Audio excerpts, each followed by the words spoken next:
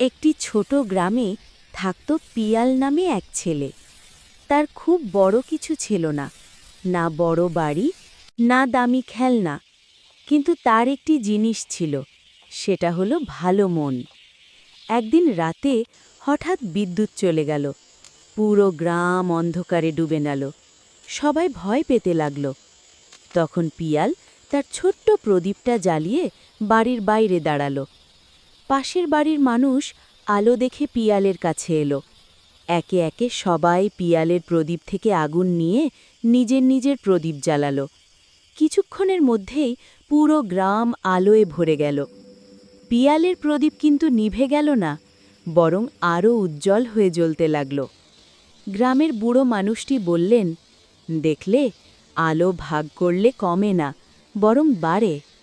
পিয়াল সেদিন বুঝল, ভালোবাসা আর সাহায্য ঠিক আলোর মতো, যত বেশি ভাগ করা যায় ততই বাড়ে।